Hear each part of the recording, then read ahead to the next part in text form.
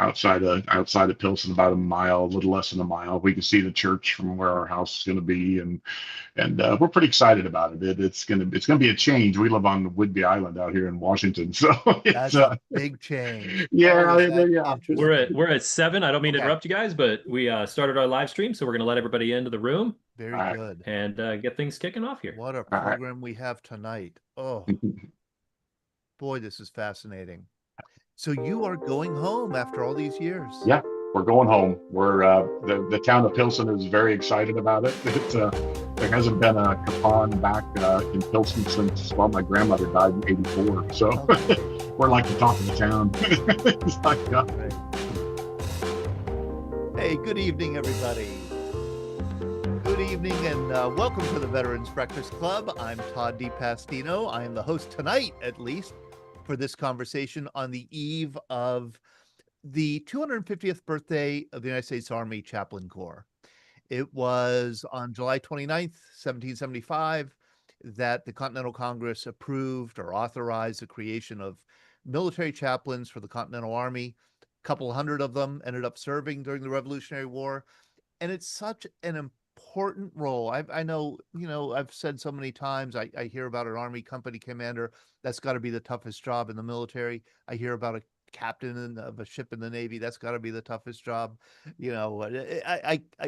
Engineers have the toughest job. I think chaplains, it's not that we rank toughness here in the jobs, but military chaplains, it's such a critical job and a job that not everybody can do, and a job that requires complete selflessness. And I thought that we would talk tonight about somebody who embodies that complete selflessness, and that is Father Emil Kapaun, who died in a North Korean POW camp in 1951. But before he did, saved lots of other prisoners. And more important than that, he provided a model that we should imitate.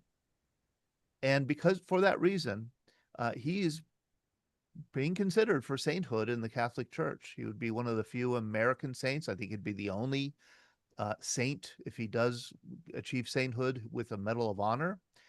And we are honored to have his nephew, Ray Kapaun. Ray, how are you? I'm doing great. Nice to be here. I really appreciate being able to come on and talk.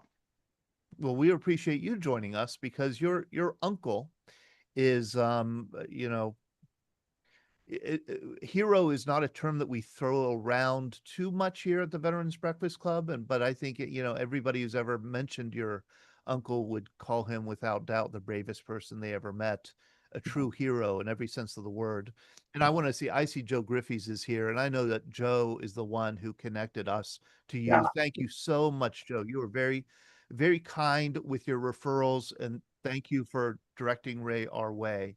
yeah. Joe's a great guy. I want to say thank you to him as well too. I'm very honored to know him as well. So, Ray, your uncle, Father Emil, and I'm going to show some pictures of him. Yeah. Why did he join the army? I mean, he was a priest first and then a soldier second, correct? Yeah, exactly right. Yeah, well, because he ended up being ordained and ended up actually going because he was born out in Pilsen, Kansas, which is a small town. I mean, I think the population is like 65. I know my wife and I had joked, we're like, because I was telling you earlier that we're going to be moving there once I retire and having a house built. I was like, gosh, we're going to double the population of the town when we show up. It's like, but yeah, he grew up as a kid there, and knew from the very start that he was going to be a priest. I mean, it was a devotion to the Catholic Church, and as my grandmother would always say, he always knew what he was going to be, even from 4 years old or whatever. I mean, he always knew he was going to be a priest, and so it was only natural for him to have that progression and become a priest. And he ended up, because of his, that Pilsen is a very Czechoslovakian community, and he knew that he could speak Czechoslovakian, and so it was just only natural for him to be the parish priest there. But I think part of his problem there was because all the people there knew him from when he grew up. They knew him as a snot-nosed kid running around town, and the idea of this kid gonna hear their confessions when they knew him when he was nothing but a runt, and now they got to go in and say their confessions to him. And I think he just saw it as he saw an opportunity that he could do so much more and help so many people so much more being a chaplain than he could being and having the life as a parish priest there. And that's the reason he asked permission to become a chaplain towards the end of World War II. And I think part of it because my dad went into World War II. He actually went in on the second day of D-Day, and I think Uncle Emil just saw it as it was an obligation for him as well too to be part of helping this country and part of his cause. And I'm sure that's why he wanted it. And like I said, part of just to be able to know where he could be more help than just as a parish priest. Yes. And I was going to say, and here's another picture of him in the army. Yeah. I wonder too, let's see how to put this, if it was a way of kind of getting out of Pilsen. Yeah. If he grew up there in this tiny, tiny town, he's a parish priest there. Yeah. He, you know what, a prophet is never recognized in his own home. Yeah. Yeah. There you go. That's Um, yeah. to grow as a Christian and probably to grow in the faith and as a person, he Mhm. probably had the sense that he had to move out. He had to Yeah. go out. Yeah.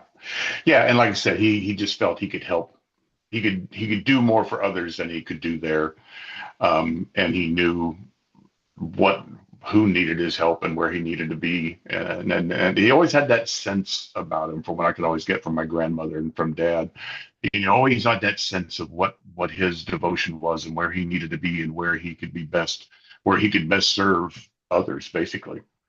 And so he joined the army and he was sent to the China Burma India Theater, correct? Yes, correct. That is correct. What was his job there? I mean, he was a chaplain, but what did he do? Surprisingly enough, I mean, yes, I mean, of course, he administered as a chaplain, saying mass, doing, and is basically helping the guys out. But a lot of it was ended up helping the locals as well too, because the lack of, any lack of a Catholic priest being around, that was just something amazing for them to be able to have him come into a town in some bombed out church and come in and say mass for them. Just what he gave to them and being able to give them some hope, I think probably helped more than anything else from where he was at. So, but mainly it was, he kind of touched everybody's lives. I think he saw it as he wasn't just there to be the chaplain. I mean, he was everybody's priest. He was everybody's chaplain. He was everybody's guy, basically. And your father was also in the war? Yes, he was. He was in World War II. Like I said, he went in on the second day of D-Day. On the second day of D-Day, what was Yeah. so he was Army infantry? Yeah, he was Army infantry. He was like forward reconnaissance is what his position would be. And funny thing, and you get that from a lot of them. It seems like Dad would never talk about. I mean, it took me a long time before I even realized, before he ever said that he went in on D-Day on the second day, because he just never talked about it. He was always like, well, we just did what we had to do, and the war wasn't, that was a job and we had to do what we had to do. And he started telling me some stories of some of the things that happened to him, and it was just incredible. I mean, some of the stories involved his faith. I mean, he was talking about, like I said, they were forward reconnaissance, and he said they were driving down a road one time, and he was driving the Jeep, and he said all of a sudden, he said he just had this calm that just came over him. He said, bombs are flying. He said all of a sudden he felt like there was not a worry in the world. Everything was perfect. And all of a sudden they hit a bump and his head went forward and a bullet went over and got the guy sitting in the Jeep behind him. And he was just like, oh my gosh. So, but he was like a lot of the guys and soldiers from that time frame. They just never talked about it. They just did what they knew they had to do. So your uncle Emil Kapaun came home from World War II, and did he come back to Pilsen or did he Yeah. remain? He did. Yep. Came back to Pilsen, came back as the parish priest again. And still the same people around. He actually took on some extra duties because there's a lot of typical small town Kansas towns. Every town's got a huge Catholic church, and the town may only have maybe 10 houses in it, but it's a big community and served a lot of Catholics in the area. So, and there was a Air Force base out there, Harrington Air Force Base, which was about 20 miles from Pilsen. So he would go to the base and say mass and kind of be the chaplain for them, and then would say mass at some of the outlying towns around the area. But yeah, he came back as the parish priest. And I wonder if your father, who is 7 years younger than your Mhm. Uncle Emil, I wonder if Yeah. they ever talked about the war or their experiences. Yeah, you never really heard him say that much about it. Father would only talk about like the good things. It always seemed like of the goodness of the people that were around, and how appreciative all the people were when they had a priest come into their town to actually say mass. And Father never seemed to, like from Dad and my grandma, and even that, because I've got a lot of the letters, and a lot of his letters are very upbeat. They're very, well, we're the things are going to be over. It's looking good. We're going to get out of here. And it wasn't that, oh my gosh, it's horrible and it's everybody's dying around me. I mean, from his letters, you would never guess what he was going through. And he was always that positive, always there to help others type person. So he got recalled, or did he volunteer to Yeah, go he volunteered again. That was yep, exactly. for And Korea? there's for North Korea. And it's because it's really, like I told you earlier, we lived on the Whidbey Island, which is just outside of, just north of Seattle. And we can see all the ships come and go out of Seattle. Well, Father came, but he departed out of Seattle when he left here for the last time. And there's so many times I'll look out my window and think, gosh, because and I can tell you one of the stories, when he was going to be departed out of Seattle. He was in D.C. at the time, finishing up schooling, and he was going to drive back. He had his car, so he was going to drive from D.C. out to Seattle and then go out from there. Well, he stopped in Pilsen and stopped in to see his mom and dad and see my dad, and he was married at the time to my mom. And so he pulled my dad aside. He goes, "Hey, Gene," he goes, "I got to tell you something." And he said, "You can't say anything to mom and dad." And Dad's like, "Well, what are you talking about?" He's like, "Well," he said, "I just want you to know," he said, "I don't think I'm going to be coming back from this one." And Dad's like, "Oh, no," he said, don't be talking like that. That's foolish." And he's like, "No, no," he said, "I'm not telling you that to feel sorry for me or that I'm scared or worried." I don't think I'm coming back from this one."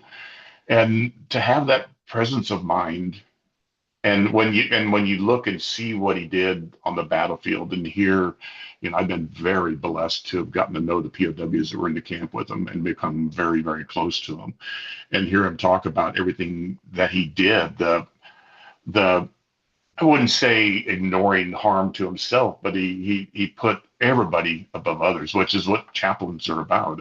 Everybody is more important than their lives.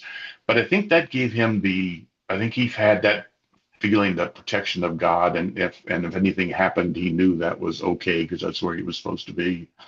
But that was just kind of the person he was. Let's talk about what he did in Korea. He arrived in Korea was it late 1950? Well, it was actually the earlier part of 1950 Okay. because he was captured November 2nd, so in 1950. So he came in. They originally came into Japan, and then the Korean War, and everybody ended up going to there. And the thought was at that time that it wasn't even stated as a war, and it still kind of isn't. But I think everybody kind of thought it was just going to be a quick in and out. It was going to be all taken care of and going to happen quick. And there were some letters where Father Emil was talking about, oh yeah, we're going to be home by Thanksgiving, and this is all going to be over, and we'll be eating turkey at grandma our mom's house, and so I think it was when China got involved when everything changed immediately. But I think the inclination of everybody going in is that it was just going to be an in and out, and everything was going to be done. So he was part of followed the invasion of Incheon and moved Yeah. up into North Korea, and Hmm. was in North Korea when China then got involved. Yeah. Yeah. And after that came the Battle of the Chosin Reservoir and Hmm. Yep. the push Exactly. back down south. And he was Yeah. captured in that movement and that counteroffensive that the Yeah. Chinese Exactly. launched. Yeah, because actually it was the Battle of Unsan when he was captured, and actually it was the Battle of Unsan is why that's how he ended up being awarded posthumously the Medal of Honor, because it was part of that where he made basically saved Herb Miller's life when Herb Miller had one of the guys, one of the POW, or well, he ended up being in the POW camp, but a landmine had went off and shattered his ankle, so he couldn't get up. Well, everybody knew at that time if you couldn't walk and you were going to be captured, if you couldn't walk, you were just going to be shot. I mean, there was no, if you couldn't get up and move, there was no taking you anywhere. And that's where Father was captured at that time and being held with the group that he was in and could see what was going on. And Herb had actually pulled a couple of bodies over the top of him trying to hide so they thought he would be dead, but they found he moved, and the Chinese had found him and had walked up to him and had a gun at Herb's head getting ready to pull the trigger, and Father just pushed away the guard that was holding him and just walked across the field and shoved the Chinese guard out of the way and grabbed Herb Miller and picked him up and walked him back. I mean, that's just the kind of stuff he did. I mean, he just, and to the day that Herb died, he would always say, I don't know why, he saved my life. He goes, I don't understand why he saved me. And all the POWs were that way. And so it was that act of saving Herb's life that eventually warranted the Medal of Honor, Yeah. 50 years later. Yeah, exactly. Yeah, that's what they kind of had to change. They kind of had to change some things, because of course, the Medal of Honor can't be because when you're captured, it has to be during battle, and that's why they centered around that. And all the POWs kept pushing all the time of wanting him to. He needs to get the Medal of Honor. He needs to have the Medal of Honor. He's deserving of more than anybody for the Medal of Honor. But it was that action that why he was awarded the Medal of Honor. So he's taken prisoner. He willingly becomes a prisoner because he needs to tend to the sick and the wounded, Mm-hmm. right, who are left behind or were going to be killed or captured. Yeah. Yeah, And actually, when they were overrun, I mean, he was ordered to leave. He was ordered to retreat, and he wouldn't go because there was too many men that were needing him. There was too many men that were wounded, and he knew what would happen to him, and willingly, stayed. And tell us what he did as chaplain. It tells us about his experience as a POW. Yeah, I mean, he was and like I was saying earlier, he was kind of like one. He did everything for him. I mean, he cooked for him. He helped the wounds if they were wounded. I mean, these guys, when they were first, to start off with, they had to march 60 miles before they ever get to the prison camp.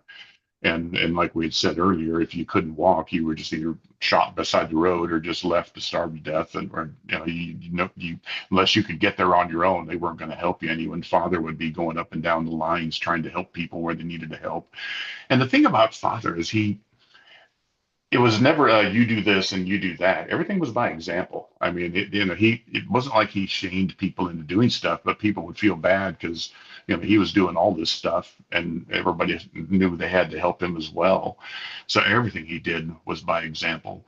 But when they finally got to the prison camp, I mean, the guys in the POW camp. I mean, they were basically starved to death. I mean, they were getting mullet, which mullet is nothing more than bird seed, basically, is all it is, and restrictive rations even on that. I mean, just enough to barely keep them alive.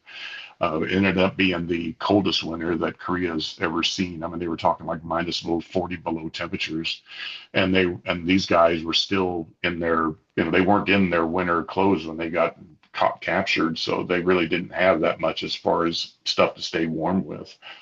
So, but his was, he'd cook for them. He'd try to lighten their mood. He would try to change the mood. He would he'd go around to the different camps and sneak in and out of different camps and say rosaries for guys and say what prayers he wanted. He would give the guys blessings.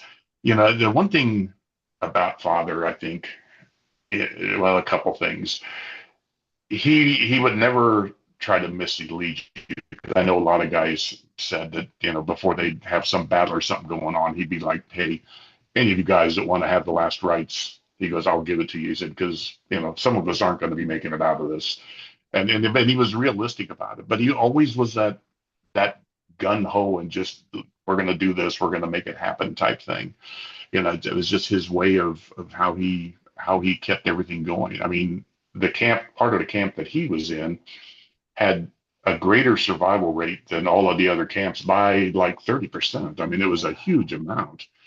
And it was just that positive, that because he was only there for 7 months. I mean, he died in May, so it just, and they were there for another 2 years after that. And leading by example. So, for example, he's starving, they're all starving, and yet he gives away his food to the other Yeah. prisoners. Yeah, exactly. I mean, he'd have, there'd be guys trying to hoard food, and there'd be guys that, oh, no, we're not going to share. But then just by seeing what he did and his sacrifice, and, he would sneak out of camp and try to buy, or not buy, try to, they called him the good thief. He'd try to steal food from places so he could bring it back so they have just a little bit to eat. But yeah, I mean, everything he did was by example. I mean, it was just incredible. Here's another thing he did, Ray, that I've just read about preparing for this program, and it kind of puts me in awe because I can't imagine ever being in the frame of mind where I'm that generous. He prayed out loud and included specific people in his prayers, including their guards and their Yeah, torturers. He prayed yeah, for their yeah. enemy. Yeah, the stories I always tell, and it gets to me every time I give any talk that I do. Um, he had been, I mean, they were all tortured, but he was tortured more than the rest of them just because of his belief and because he would not relent. I mean, he was not going to relent. He was not going to give up in his Catholic faith, but he wasn't in their face obtrusive about it. He stood firm with what his belief was, and the North Koreans and the Chinese feared him for that. I mean, they knew how much he meant to the guys in that camp, and then had fear of that. But when he finally got to the point where he was so sick and they couldn't do anything, and not what you were just talking about, the guards that came in to take him away to what they called the hospital, which was a death house. I mean, everybody went there. They just took him there to die. And they saw the opportunity to take him there because they thought, okay, we can get him away from these guys and he'll die there. And yeah, and as they were taking him away, he stopped the people carrying the cart he was on and just, looked at the guard and said, "Forgive them, Father, for they know not what they do." And then the camp commander was there, and he looks at him and he says, "Forgive me for any harm I may have done to you." And it just to have that composure and that belief and that I don't know if I'll ever have that kind of strength in me. That's right. That's right. And so he does die. Is he Mhm. immediately kind of recognized as a hero back home? Is his story, when does his story Yeah, I mean, it develop? actually really kind of was because the guys came out of the POWs who were in the camp with him came out of that camp. They carved, I'm sure you saw pictures of the crucifix that they carved in the camp. Well, they snuck that out of camp. They had actually got it where they could take the arms of Christ off and snuck it out of the camp when Reparation Day came. Um, and and and actually the guys, Gerald Fink, who carved it, and a couple of the other POWs actually went to my grandparents' house in Pilsen and actually presented it to them because they wanted her to have it, her and Grandpa to have it, and so then as soon as they got out of camp, everybody started talking. Mike Dow wrote an article in the Saturday Evening Post a couple of years after, and probably just a couple of years after they'd gotten out of the prison camp, of what he did for them and how he saved their lives, which they all say to this day. But it took a while for the church to finally get him to the servant of God status. But they always considered him a hero. I mean, he was always considered a hero. I'm going to share my screen to maybe get a picture of that crucifix. Is this the one here? Yeah, that's the one. Yep. Yes, it's quite elaborate. Yeah, and it's at the Kapaun Mount Carmel High School is where it's at now. Is it really this right Hmm. here? Yeah, yep, Oh, how exactly. neat. How Yeah. neat. And growing up, how was his memory treated in your family? I'm wondering about how your grandparents handled his death, how your father handled his death, how he was remembered in your home growing up. I mean, and like I said earlier, my parents and grandparents were very humble. So we never, it was kind of, we always knew his story. We always knew what went on. But my parents always stayed very low key about it. The diocese was always, pushing forward with things, but my parents always kind of always wanted to stay in the background part of it. But part of our growing up was, we had to make sure we didn't do anything wrong to make Father Emil look bad, especially when the servant of God came up. It was just like, okay, you bet, I've several talks. It was like, you shouldn't be doing this. That's not what it is like. Yes. When your It's uncle like, is a saint, it's kind of hard to yeah, it's kind of like, this is kind of a pain. It's like, man. right. But it was always, everybody knew him. And I totally love and admire my parents. I mean, her mom always made sure and carried on his name. Dad was always, Dad went to work at the high school that was named after him, went to work as the maintenance guy at the high school. And a lot of kids that went there didn't even know that that he was their brother. I mean, he just wouldn't say anything about it. He was just very, kind of like Emil. I'm just doing my job. And, I'm not here for people to, oh my gosh, your brother was somebody famous, and so it was always very, very low keyed for him. And as kids, we always kind of we, like I said, we knew the story, but it wasn't until, I guess, I was in between high school and grade school, I guess. And I was home alone, and I was digging around in the closet. All the mom and dad were gone, and I was digging around the closet looking for Christmas presents that mom might have hidden somewhere. and I found this box. It was all taped shut. And I thought, gosh, I wonder what that is. So I opened it up, and then it was the Saturday Evening Post that I was telling you about that Mike Dow had written. And so I sat down. I was like, I hadn't even seen it before, and she'd had it for quite a few years.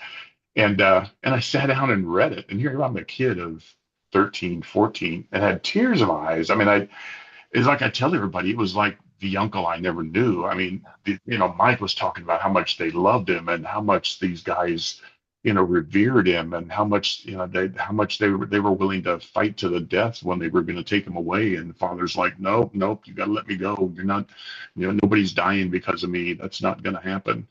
I got to see the uncle I never knew, which really opened my eyes in so many ways. It did open your eyes, and it's fascinating to read about you, Ray, and how your life has kind of been transformed and redirected by your engagement with your uncle's memory and his example. Mm-hmm. And I love the interviews that I've read with you. You want his name, you want his story to be told, because you think it could inspire others. Yeah, exactly. Well, my middle name's Emil, which I've got two older brothers. And I always kept asking Mom, why did I end up with his name? He's like, I don't know. It just seemed like the right time. Yeah. And so I had that to live up to. But once I got to know the POWs, that's really what drives me. I mean, those guys, because they fought to keep his name alive. You back to Wichita, and people say Kapaun, and you hear Kapaun, and you hear Kapaun, and my grandmother would always, she goes, I don't understand why people are saying Kapaun, and the POWs are animate about it. I grew up saying Kapaun. Because it was just, that's, when they dedicated the high school that they built, the boys' Catholic school, and Cardinal Spellman came out and did the dedication. Well, he said Kapaun, and then it just stuck. And Dad, there again, Dad was one of those, let's don't cause any waves, just let it go. But I started getting around the POWs, and the first time I met Mike Dow, he came up to me, and I knew him, but I never had met him personally. And they happened to come into town for a dedication of a statue of Father out of his parish priest at a church. And Mike comes up and shakes my hand and goes, hi, I'm Mike Dow. I was like, hi, I'm Ray Kapaun. And he literally thumped me in the chest. He's like, I don't know where you get off saying Kapaun. His name was Kapaun. He never said Kapaun. I'm like, Ray. And I thought, okay, from this point on. And it was the Medal of Honor, because my dad had already passed away. And there's some funny stories behind that too, because we always kind of heard that was a pretty good chance it was going to happen. My dad had passed away. My mom was in assisted living. She had Alzheimer's, and dementia was starting to come along. And my sister happened to be staying with her for a week, and they get this phone call out of the blue. And my mom picks it up and hangs up the phone. She thought it was a prank call, so she hangs the phone up. And then they call back again, and my sister answered the phone, and they're like, we need to set up a time to talk to you. This is the White House. And it ended up being, they set up a time, it was President Obama who called her back. And this was like 6 months before the Medal of Honor was going to happen. And so they're like, we want you to we're going to, give you the medal to posthumously for your brother-in-law, and we want you to be there. But he said, you can't say anything to anybody because we don't announce it until 30 days before. Well, my mom, of course, she's like, told my sister, you can't tell anybody. Don't even tell your brothers and sisters. She finally told us, and we were concerned. Mom was not a President Obama fan. We're just like, man, mom's got the edge of dementia here, and we're going to be famous, and it's not going to be for a good reason. But it was so.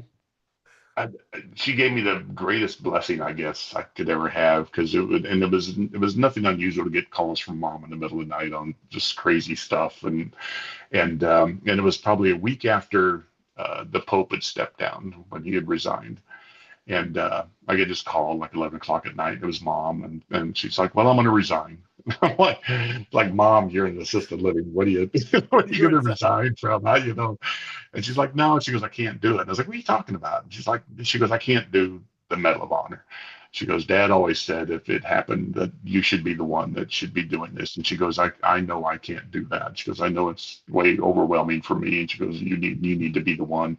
And it just floored me. I mean, it was just incredible. But yeah, I guess my keeping his story alive is to keep extending the POWs for their fight to keep him alive, and their fight to always have his name out there. Matter of fact, Mike Dowd, who I've been telling you about, he passed away July 5th.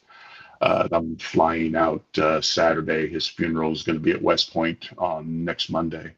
So I'm flying back to be there for his funeral. And he kind of became, I mean, they've all kind of became like second fathers to me. I mean, they're just just an amazing group of guys.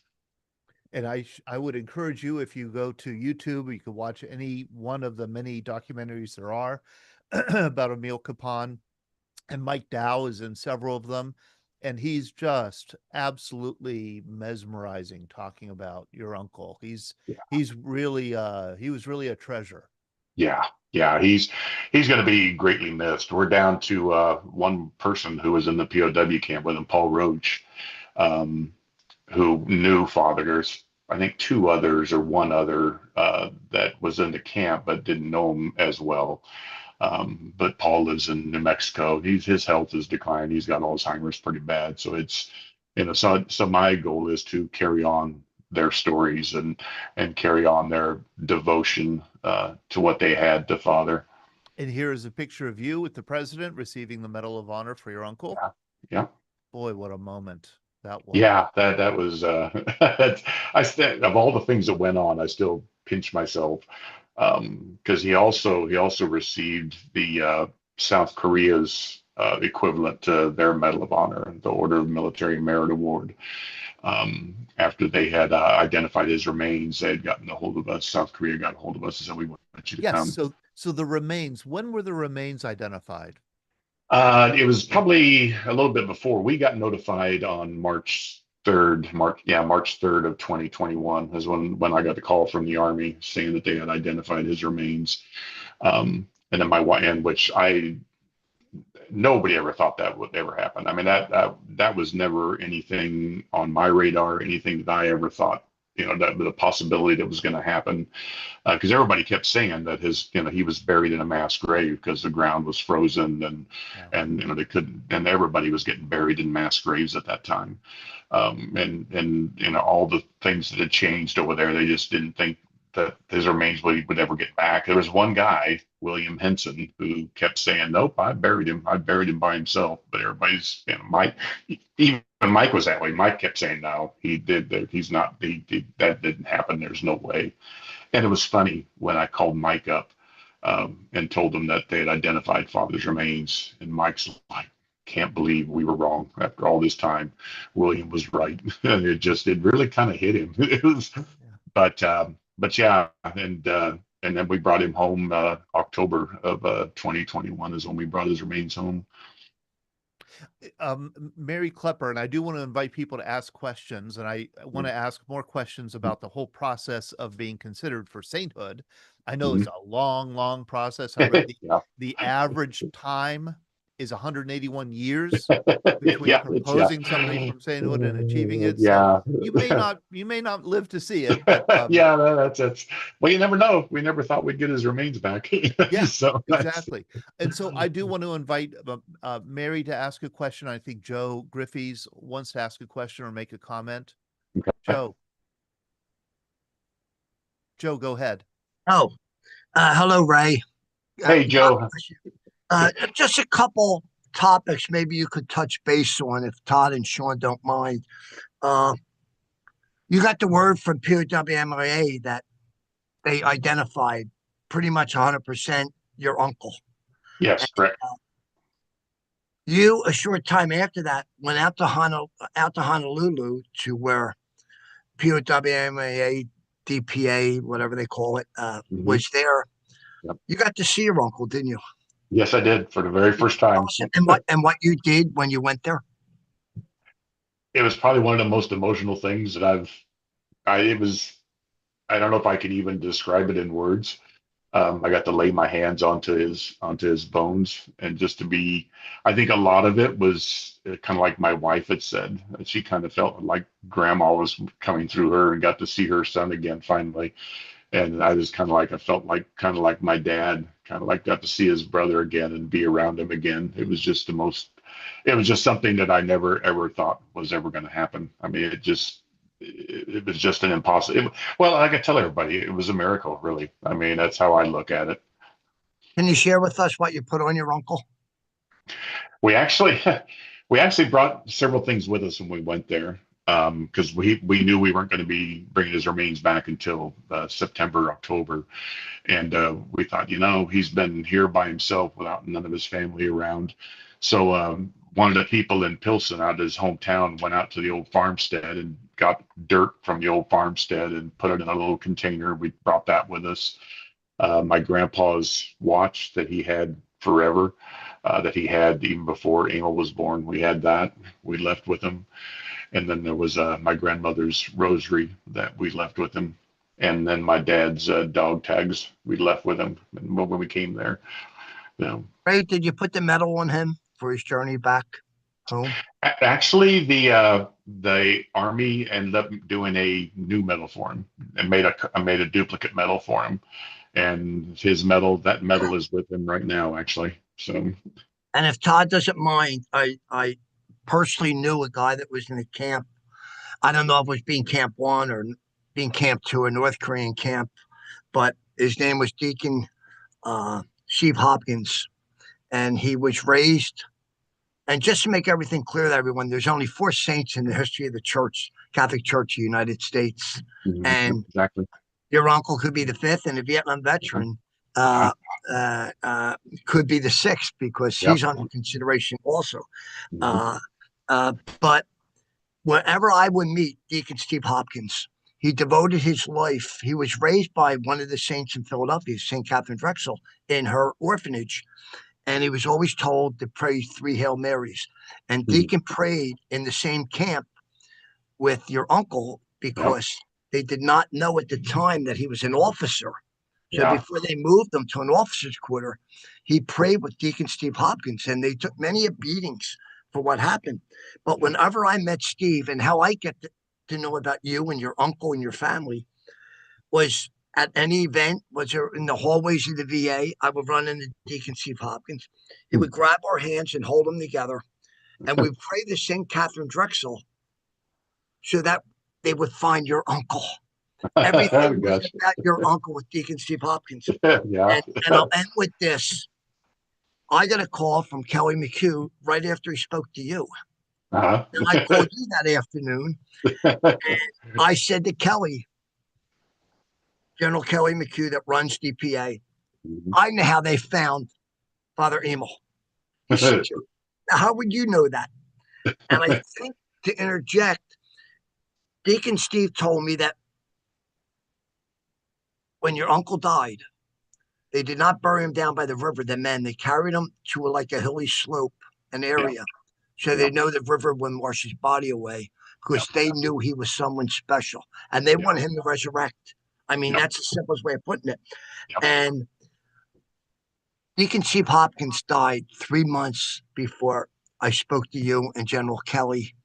And I said to General Kelly, I know Deacon Steve Hopkins became a deacon in the Catholic Church for 50 years. He was obedient to St. Catherine Drexel, and he always referred to your uncle as saint.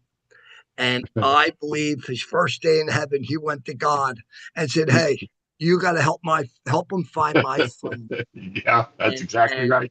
That's how the devotion that they had. They prayed to him when their children were sick, when they were sick, maybe going through a troubled divorce, and their prayers always got answered. I feel safe to say that every prisoner of war that got to know your Uncle Ray, they prayed to him to go to God for their help. Oh, yeah. Only God can perform miracles. Yep. But we pray the saints because we know the church is telling us that they're in heaven. They're near God, and they can go to God and intercede for us. And I would hate to see how long the list is for intercessions that your uncle did. Oh, yeah. I got you. Take some other questions, Todd, and thank you for allowing me to. You bet, Joe. I want to share another photo here of your uncle being brought home to Wichita in 2021. Here he is. The prior picture I showed was of him, I think, in Hawaii. Yeah, the DPA. Yeah, it's when that was the exchange ceremony when the remains go from them to the family. So yeah. And this is actually the picture where we're bringing him into his hometown church. That's when we first got to Wichita. So we first took him to was there. Amazing. Do we have other questions or comments that people have?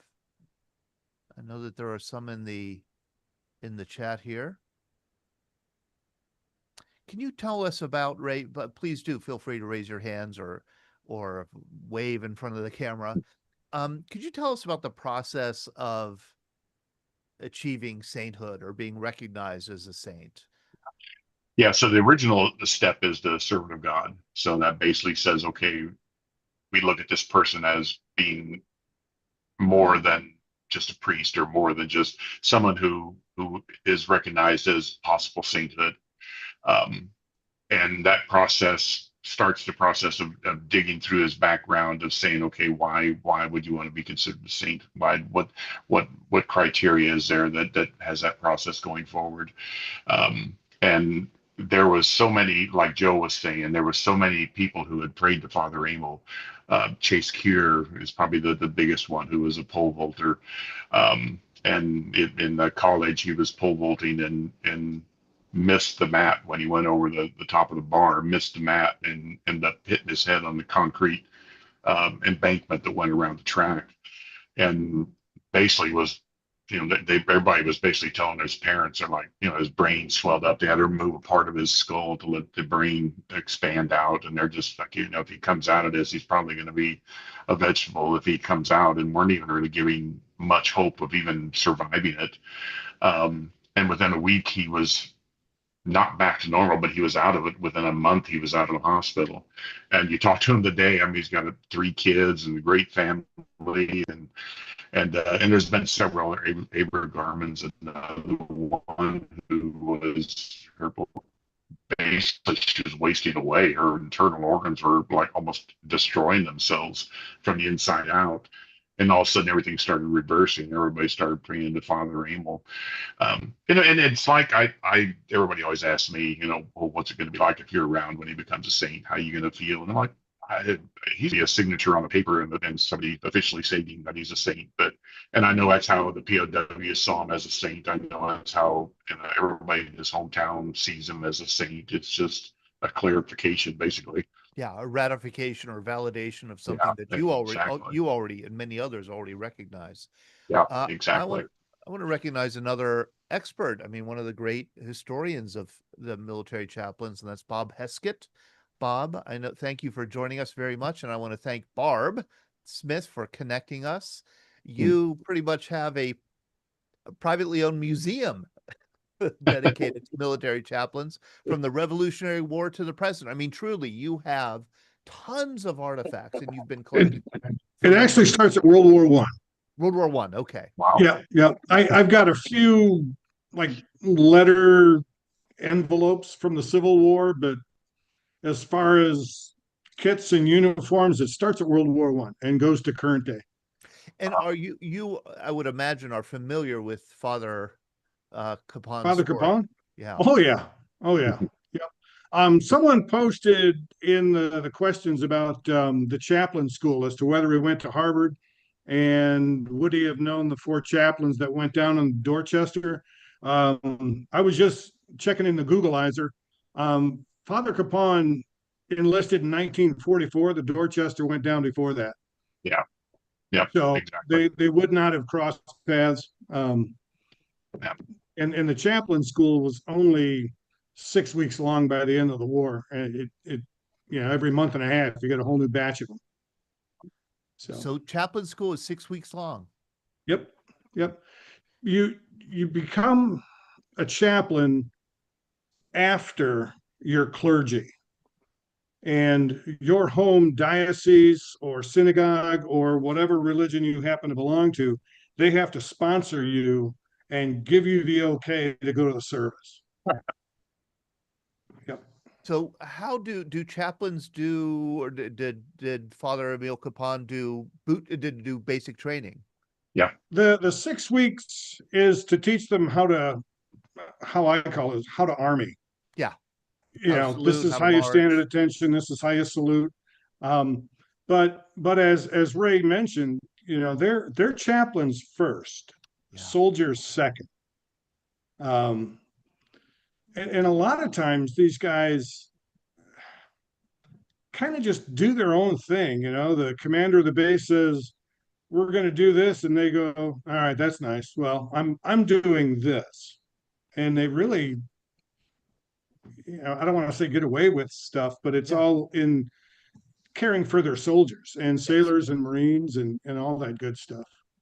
So here's a question I have that I would imagine must be a major challenge for chaplains, and that is the multi-confessional nature of the United States of America. I mean, we have people of many different churches, many different, Christian sects, many different Jewish, of course, service members. You have people who have all kinds of different faiths, and chaplains are really ordered to minister to them all.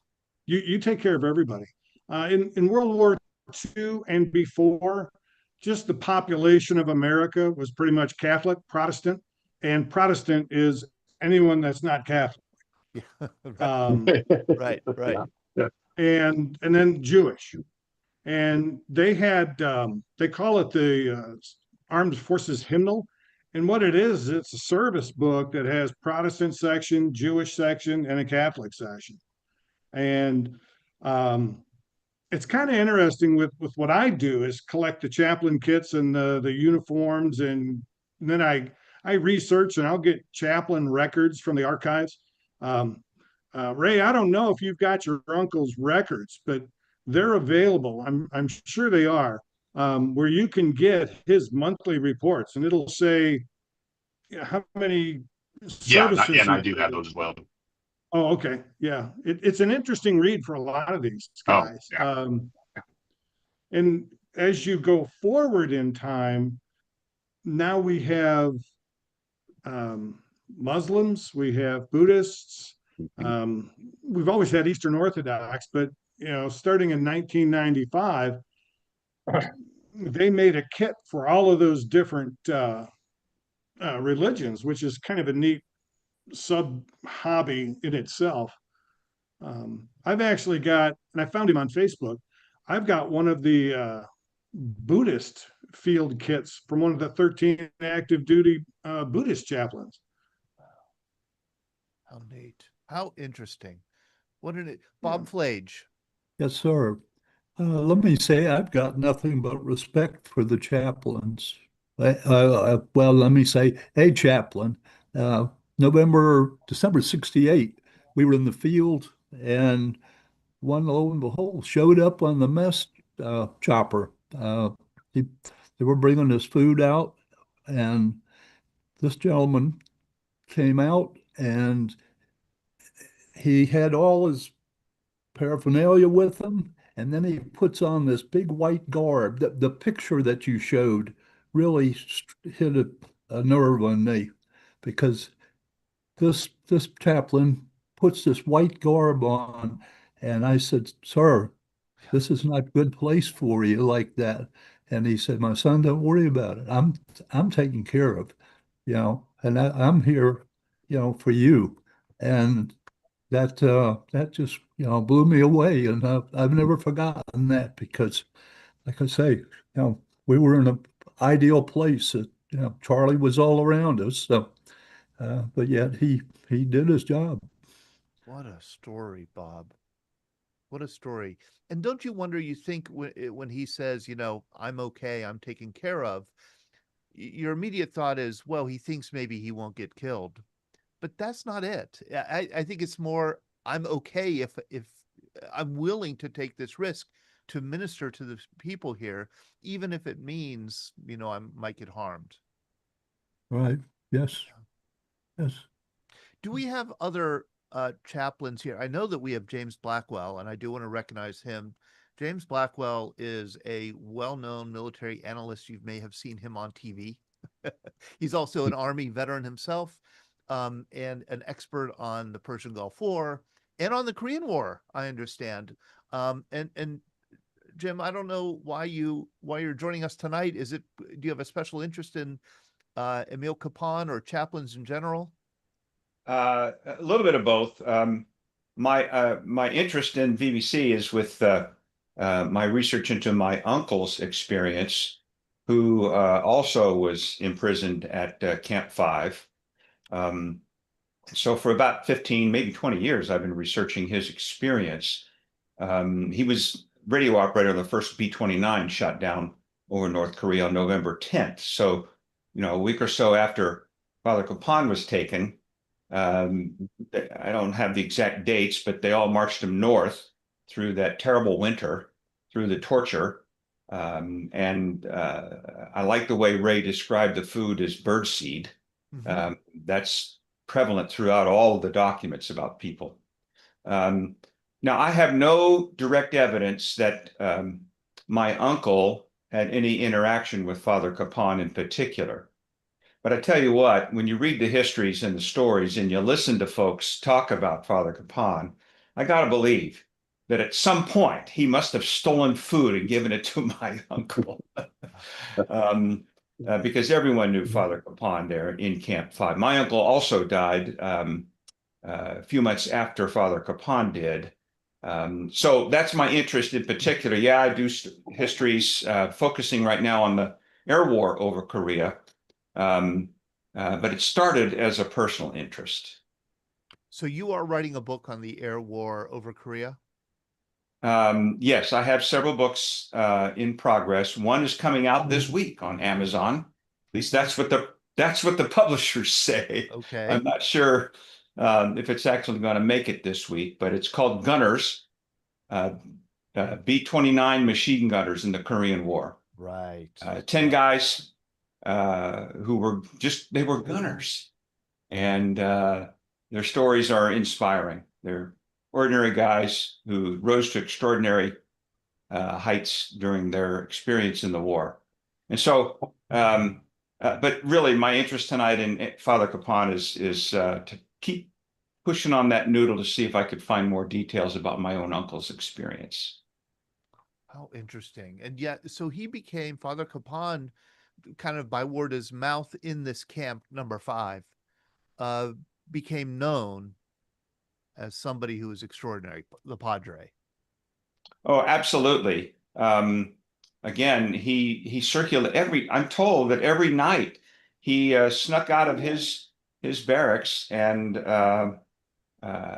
did something as much as he could for the other POWs. And that's why, I mean, they had well over 1,000 prisoners there, but I want to believe in my heart that he had some interaction with Father Kapaun at some point. Although I won't be able to confirm it. Sometimes when you write history, you have to make stuff up to fill in the gaps, right? Don't tell anybody that. Don't No. Yeah. But that story is several years away from seeing the light of day.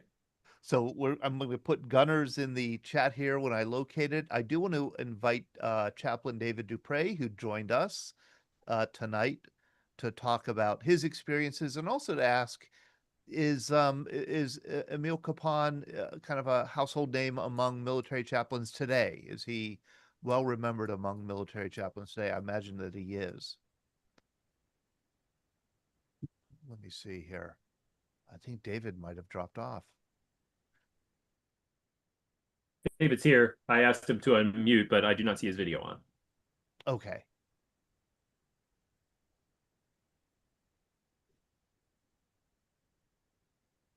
Okay, David. Well, when you join us, just speak up. You could unmute yourself and speak up. Okay, so Rich Kensinger asked, is there a miracle assigned to him yet? It sounds like there is, right? There has been a couple. Yeah, there's a couple. Chase Cures is one. Avery's is another one. So actually, back in February, his father's status is actually moved up. So he's now considered venerable now. So it's Venerable Father Emil Kapaun. So he's been moved up from servant of God, which now what becomes is now the more details start. So now it pulls the Vatican in more, is starting to do the research and starting to move forward with the status as far as part of the next step would be blessed. So to be moved up to blessed, they have to say, yes, there was a miracle that took place, the intercession of praying to Father Emil, which, like I said, we've got Chase, we've got Avery's, that nobody's even really worried about that move up. But it is the timing. I mean, but there again, like I said, finding his remains was a miracle to me. So, there just seems like so many things are in place. We've got a pope that's from Chicago to start with, from the United States, which is a huge plus, I hope, on this side of things. There was some concern. Like I said, the few people from the United States that have been popes and the military side of things. I mean, it just, but I don't know. There just seems to be, the timing just seems to be there. Ron Gianta, did you want to know more about the miracles? Yes, I was just wondering what they were. Yeah, so Chase Cure, Chase had, we were talking a little bit earlier. Chase he was in college.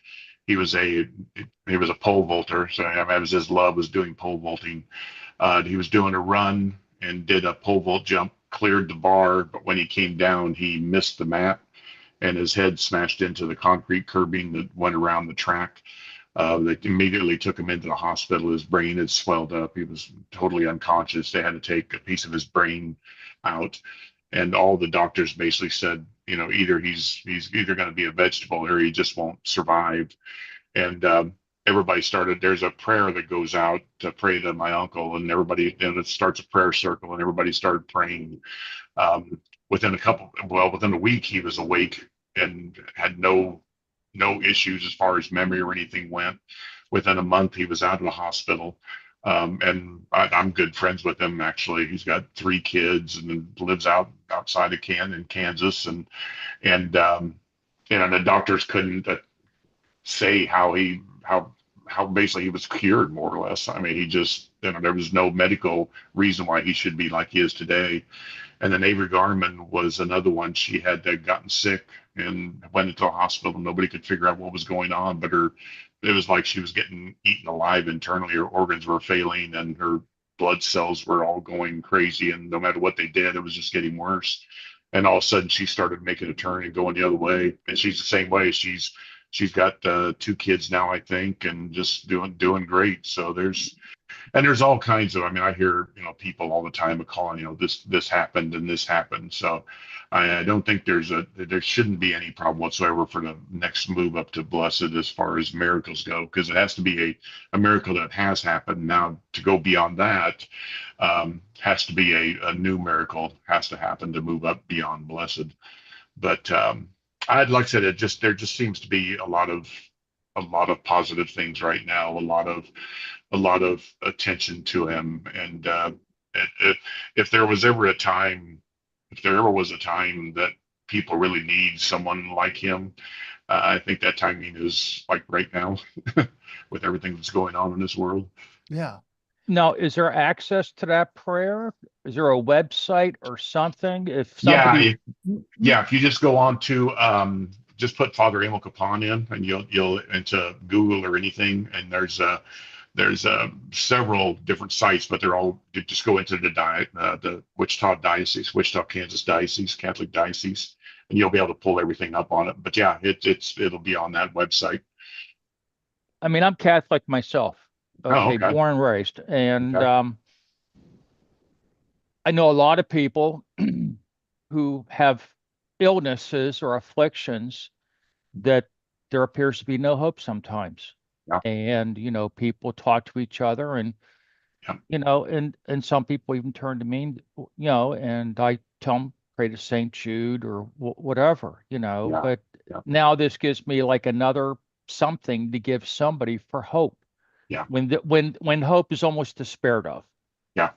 Exactly. That's exactly. Now, yeah, if you just get online, if you just put his name in, you'll end up finding it. It's But and like I said earlier, I already consider him a saint. I've considered that for a long time. I mean, it's just like I said, Pope signing a piece of paper that officially says it. But as far as I'm concerned, he's been a saint. All the POWs are in that camp with him. All consider him that. I mean, they all say they owe their lives to him. Joe Griffey's asks that I ask you to describe your uncle's death, the night of his death. So basically, they came in. Of course, he actually died in the hospital. So there really wasn't any witness to. He was in the hospital for what they called the hospital for several days before he passed away, and basically starvation. I mean, they did if you went there, they never fed you. You had to get up on your own if you wanted food. You had to get up, get it yourself if you wanted to get food. And he couldn't get up. I mean, his legs, he had a blood clot in his legs. He had pneumonia. Because when he started getting ill, the guys in the camp, they were bound determined they were going to get him better. They didn't want him taken away because they knew what was going to happen if he was. And they did everything they could. They'd start rationing their food so he could have some food, and they'd start doing anything to help him to stay better. But when the Chinese and North Koreans saw their opportunity, like we were talking before, of being able to take him from the guys, because he had such a hold, and his faith was so deep, and I mean, there was every faith in that camp. I mean, even atheists, but they all called him Padre. They all called him Father. They all wanted to be blessed by him, no matter if they were what faith or any faith. And Father, and that's the one thing that drew all of them to Father, and I think it still does to this day, because he was a person for everybody. He didn't judge anybody by, he didn't go up to somebody out on the battlefield and ask if they were Catholic, and they said Baptist. Well, I'll get to you later. I got to help the Catholic over here. He helped everybody. He saw everybody as equal, and he saw himself as equal to all of them as well too. He didn't see himself any better, any holier, anything else. And I know that's what these guys loved about him. He was just one of them. But when they came into the camp to take him away, they had to carry him out on the stretcher, and they were willing to fight. I mean, even said to his dying day that, you know, he would have fought. He would have fought till they killed him to keep Father there. But Father wouldn't allow it. He didn't want them giving up their lives. You know, it was so funny when we were bringing Father home, and Mike Dow and Paul Roach, the two guys that were still there and around, we had phone calls with them about getting everything up. We, told them, I said, you guys got to be here. You got to be here for the funeral. If anybody has to be here for the funeral, you guys got to be here. You got to see Father again. And we were talking on the phone back and forth, and of course COVID was starting to come back again. It had kind of dropped off, and it was starting to build up again. And the funeral, there's gonna be like 6,000 people at the funeral, and we were on a call, and Mike was on there, and his wife was on there, and Paul and his wife were on there, and they're like, well, what's the funeral going to be like? And we're like, well, there's going to be 6,000 people there, and it's going to be crowded, and they're like, well, everybody's going to have masks and everybody's going to be vaccinated. That's like, you're coming to Kansas. No, that's not. And so they're like, well, then we can't come. We're not going to be able to go. And I'm like, well, you got to be here. And they're like, nope. So they go, we fought like hell to stay alive after Father died. Father gave his life for us, and we fought like crazy to stay alive because we thought it would be a slap in his face for everything that he did if we just didn't fight to stay alive. And he said Father would be so upset if we came to go say goodbye to his bones and we get sick after all this time because we came to say goodbye to his bones. And it was like a sledgehammer to me. I'm like, well, gosh, because I already knew these guys really well, and it was my wife who's like, well, then we're gonna do like what your uncle will do. We'll skip everything but the funeral, and we'll just take care of these guys and bring them in, keep them to themselves, and just, I don't know if you saw the Once Was Lost movie or the documentary, or even in the yeah. Okay, so you saw that part when we were in the mortuary, and that to this day is still the most moving. For me, the funeral and everything was amazing and great, and for everything the diocese did, but to have that moment with those two guys and to spend the 3 days with them that we had with them and just hear the stories and talking to them, it was just absolutely incredible. As Mike said, I know Mike was on the phone. He's like, when we talked, he's like, I can't believe the old gang's going to get back together again. Rich Kensinger. Can you hear me? Yes. Okay. As a clinical psychologist, I have done therapy with combatants, including medical combatants. The piece that I can never handle, because I don't have the expertise, if somebody in the panel can tell us how in real time can chaplains address what I find to be profound moral injuries. That is not my territory. I can talk about psychologically and how they can maybe deal with that. So from a practical standpoint, do any of you who are chaplains, do you have any advice if you've been in that situation? How do you address it? Because it's profound. I will ask David Dupre to unmute if he can. He's a chaplain in the United States Navy. Maybe he has an answer to that. And I don't know if anybody else has an answer to that. That's a tough one, because you're ministering, as you said, in real time to people who are being traumatized by war. Right. And in a sense, you're ministering to them so that they could keep on doing what they're doing. Bob Heskett, can I ask you, what interested you to want to start getting involved with collecting military chaplain? Collecting chaplain stuff? Yeah. When I was in middle school, my career path was 18, join the Marine Corps, 48, retire from the Marine Corps. Obviously, God had other plans because I have a cataract in one eye. So they said, go away. So I collected uniforms and equipment. And then I picked up a couple of chaplain kits, and I was just doing research and trying to figure out just what I had. And it was right when COVID started, because that was my little project at home, because I worked at an online alternative high school. And I would go in, and these are all troubled kids. And during one particular year, it was a crummy year. 5 of my kids went to prison, not county jail, but prison. And then 3 of them died that year. 2 from gunshot wounds, from drug deals gone wrong, 1 from suicide. And one of the 5 that went to prison was a shooter for one of my 2. And the more I played with chaplain stuff, the more comfort I got. And I just kind of took it as a sign and went, okay, I hear you. I'll go down this path now. And I've always been a gear guy. The stuff, the physical things that the soldiers and sailors and Marines and airmen used. And then when I shifted over to chaplain equipment, that's when I went after the kits, uniforms, and just to tell the stories.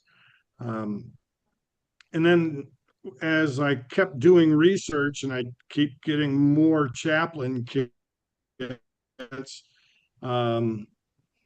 I actually wrote a book. Oh, I The think Collector's Guide. Yep. Dig in. Oh, sorry. No, go ahead. Go ahead. Keep on going.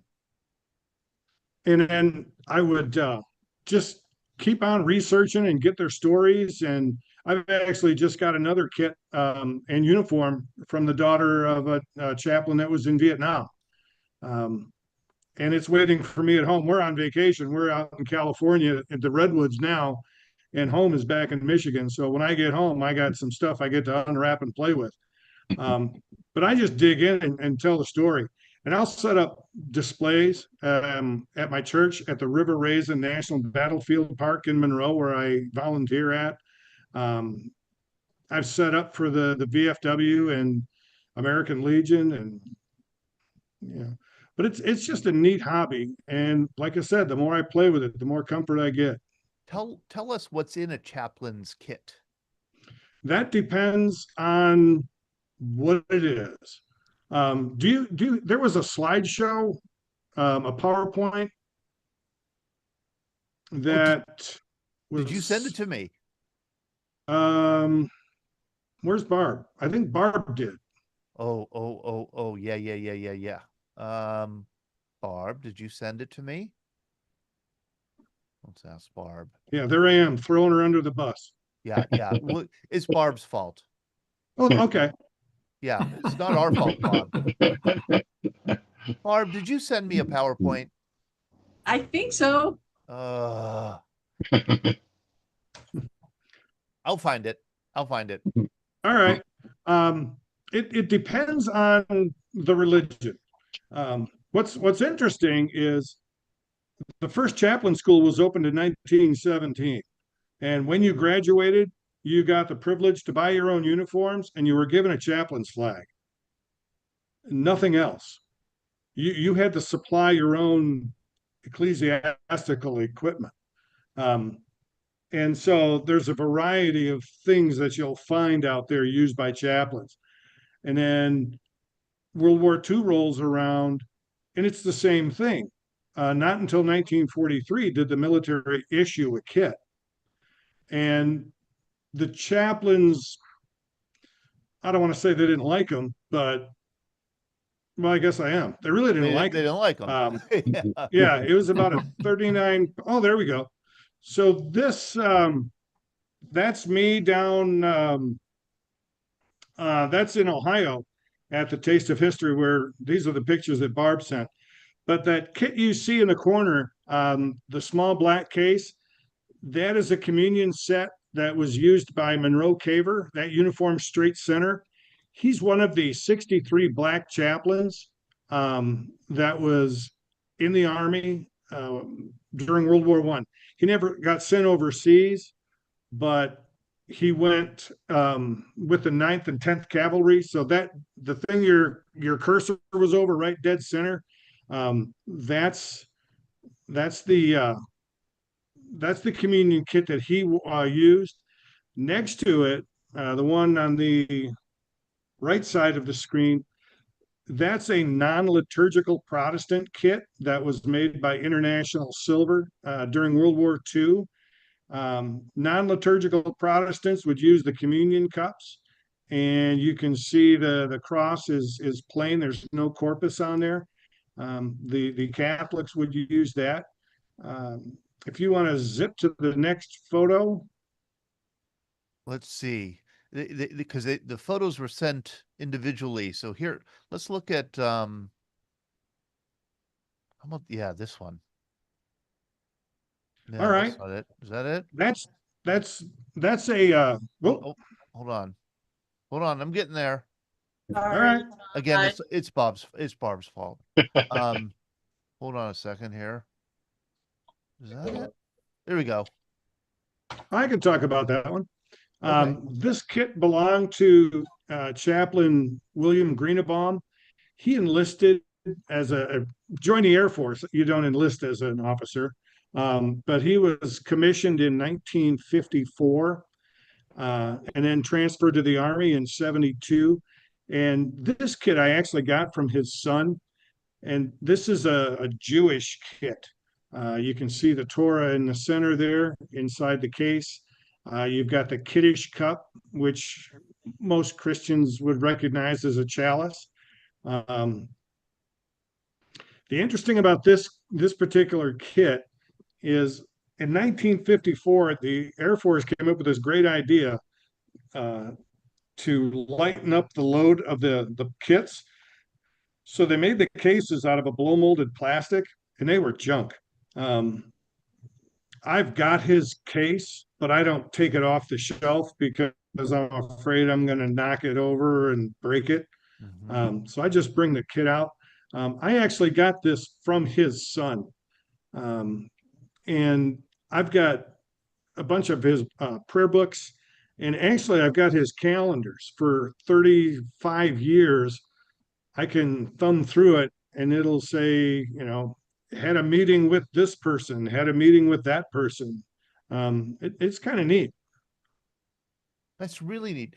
So, Bob, none of us live forever. What is your plan for this wonderful collection you have after you're gone? Well, yeah, I'm 63 and I'm starting to go through that process in my head. There's the Army Chaplain School at Fort Jackson. I've thought about, visiting them. They look up stuff for me, and help me out when they can. There's the World War I Museum in Kansas City, where actually two of my kits, my World War I kits, are both on loan there, and I'll be getting those back in September. So I'm not quite sure. If you're an advanced chaplain collector and you have 5 kits, you're really, really happy. I've got close to 80. That's amazing. And these yeah, are not simple things. I mean, these are elaborate kits. Oh yeah. Oh, there it is. This one belongs to Chaplain Moore. He's That's my one of the. picture. Yep, that's Barb's picture as well. He's one of the 11 or 12 active duty Buddhist chaplains in the Army. I actually found him on Facebook and, just sent him a note saying, hey, can I have it? And he sent it from Germany. He says, yeah, I've used it. And the story with the Buddhist kits, it's not an issued kit. They sent the Army 3 prototypes. And the Army looked at him and said, it's going to cost too much to make them. You guys just make your own and use these 3. And they sent them back. This is one of the 3 prototypes, but it's also the kit that he used in Afghanistan. And you'll notice on the right-hand side, there's a desert camouflage book. That's actually a New Testament because he's got to take care of his Christian troops too. Yep. Ah. Wow. So. And yeah, I've got some cool pictures of him. He's blessing a tank in one of them. And I thought, that's kind of neat. It's kind of reminiscent of the World War II guys when they're blessing an aircraft. Yeah, right. And the crew's praying around him. He's there blessing a tank. So when you become a chaplain, you really are committed to understanding the needs of people outside your faith. Oh, yeah. Yeah. You get an additional medical training. I've got some photos of Chaplain Moore doing some trainings where he's helping haul guys into a helicopter on a stretcher and such like that. and he's actually carrying that kit, which was kind of neat. I'm going to ask Gary Glick. You were a chaplain's assistant Yes, I was.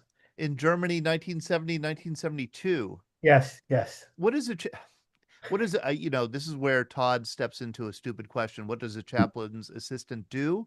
And you'll say, well, assists a chaplain. Yes, not what only the chaplain, yeah. Yeah. Like, how do you assist the chaplain?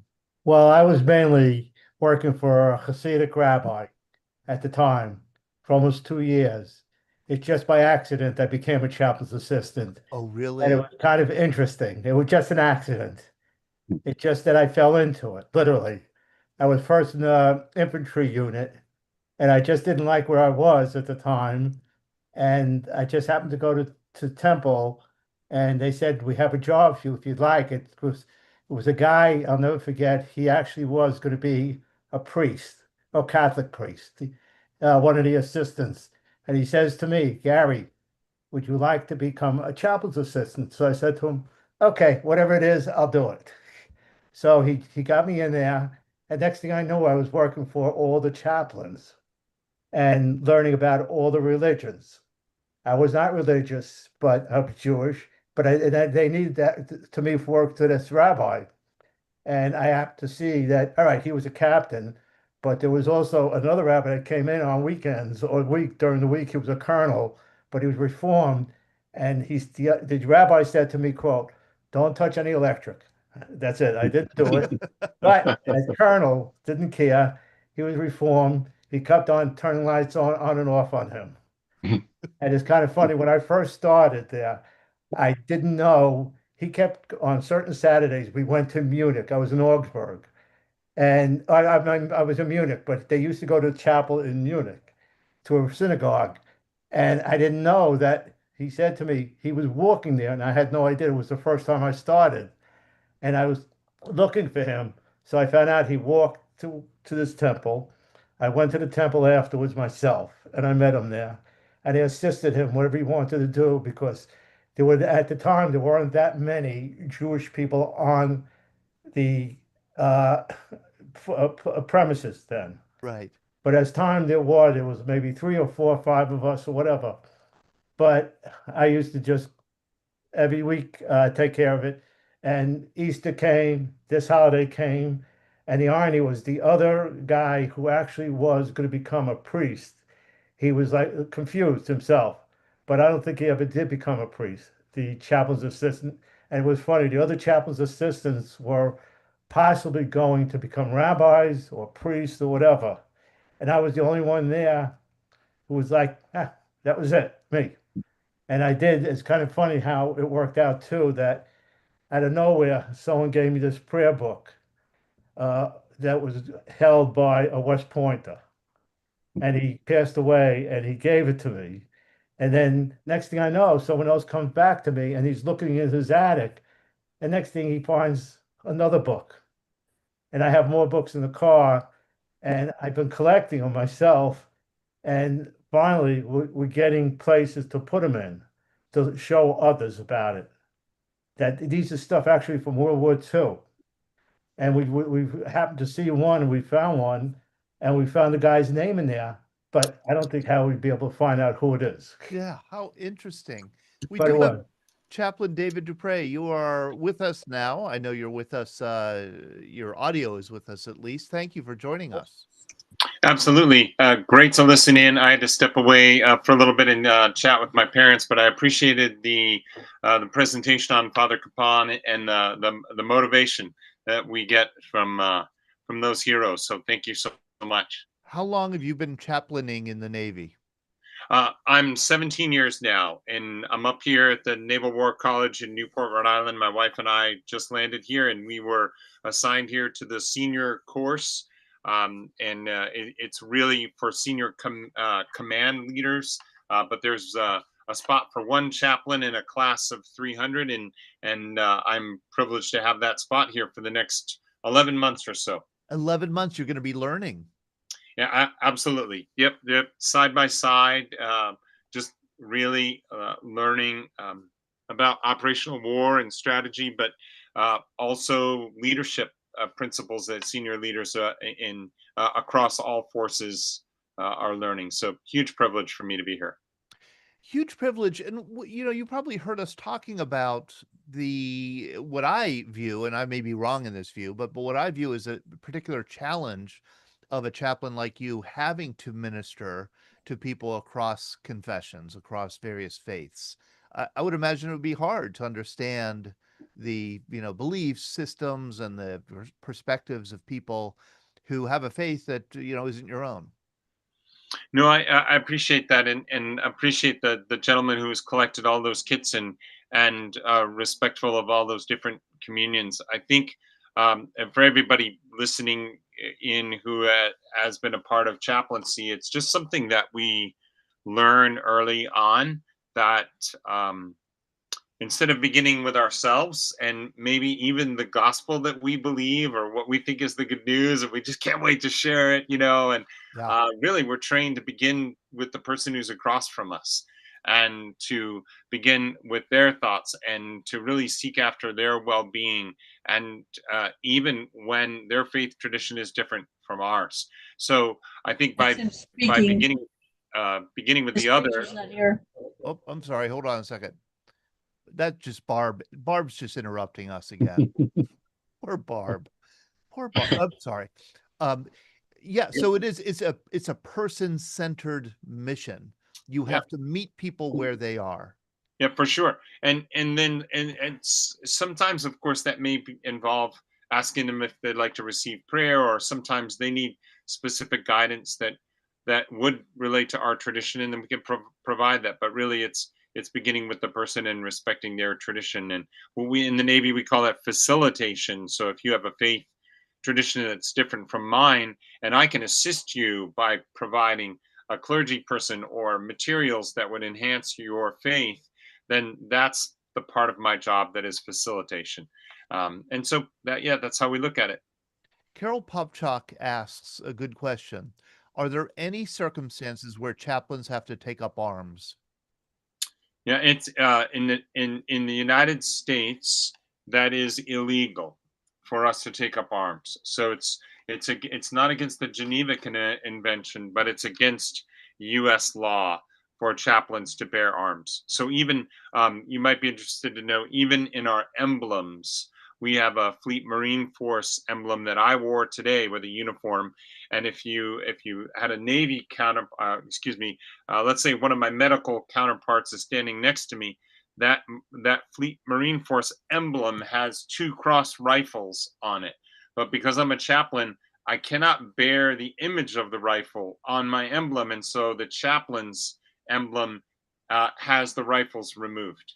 So, and somebody asked me today if I could wear a sword with my Navy uniform, and I told them it's against the law for me to wear a sword on my uniform, because that would be bearing arms. So we take it pretty seriously, and people push us about that, and say, well, what if you're in combat and your assistant were to go down or whatever, and and we can play with those scenarios, but if I ever did bear arms, that would be my last day in the Chaplain Corps. So that's how we see it. Standing by if you have any other questions. Oh, we do have a lot of questions here. Dave Seaver, you asked specifically, does he know Brian Haley, who's a retired Navy chaplain? No, I'm sorry, sir. I'm not familiar with that name. Okay, how about Chris Neen? No, I'm sorry. No, I saw that too. Okay. Yep, sorry, I haven't run into those folks. Okay, well, here's the tough question then. What about that question that Rich Kensinger brought up earlier about moral injury? Yeah, huge. That's a huge question. You might even consider that for a separate show, because there are ways that there you go. There's the Fleet Marine Force emblem. Thanks a lot. So it's important to understand, and there are some graphics that we could share that would distinguish between, for example, post-traumatic stress disorder and moral injury. There are some overlaps between those two, and then some very, very distinct elements. And then, of course, you could go into how they're traded. So that's really a very big question. And if I jumped into it, it might take longer than you have. But I'd be glad to participate in a future conversation, and we could certainly get some folks more knowledgeable than I am. But I do have a presentation on it, and I'd be glad to chat about it. Oh boy, I think we should be chatting about that. Absolutely. And I want to recognize Nars Khalifa. He is the one, one of the, maybe the only one in our Zoom room here tonight who served in the Korean War in Korea. Nars, you had a wonder, and you also served with the American Red Cross afterwards. And you had the remarkable kind of note here that a lot of military chaplains go into the Red Cross after they leave the military. Yes, yes, that's true. And I would imagine a lot of what they learned in the military would be applicable. Exactly. And during Vietnam, when we were recruiting new Red Cross people to go overseas, we normally looked to people who had served because they were able to fit right into the environment, knew exactly what to do.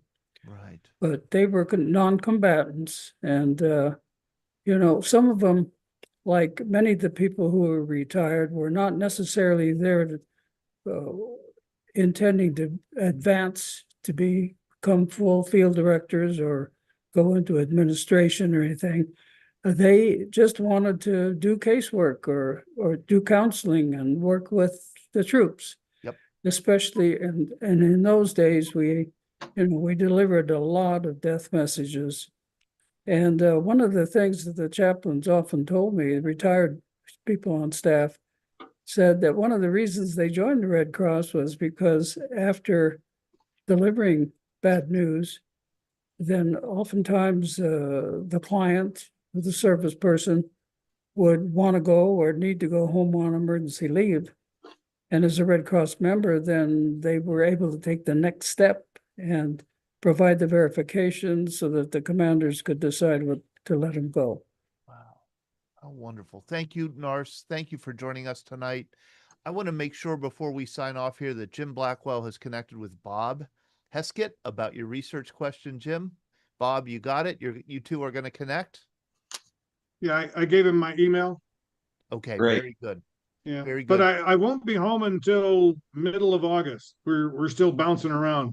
We're gonna Okay, go up I got plenty of time. All right, we're gonna go up to Seattle and visit my son and play with grandbaby number 2.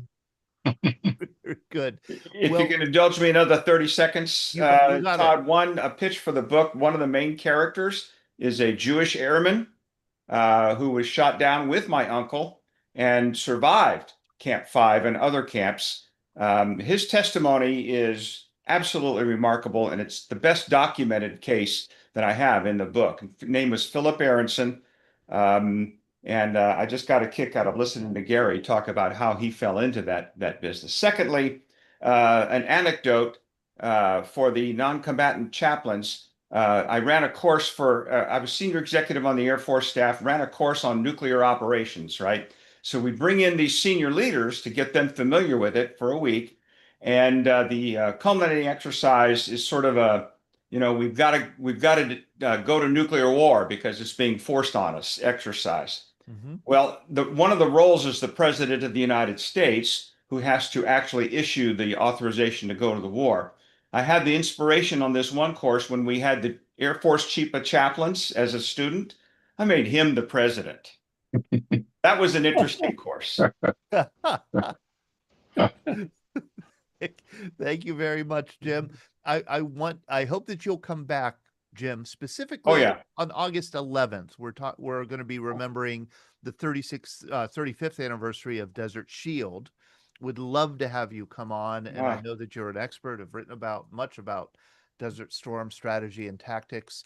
I want to let people know that we'll be back here on Thursday night, and we'll be talking about, for the 80th anniversary of the sinking of the USS Indianapolis. Glenn Flickinger will be on with Colin Heaton and others talking about the USS Indianapolis.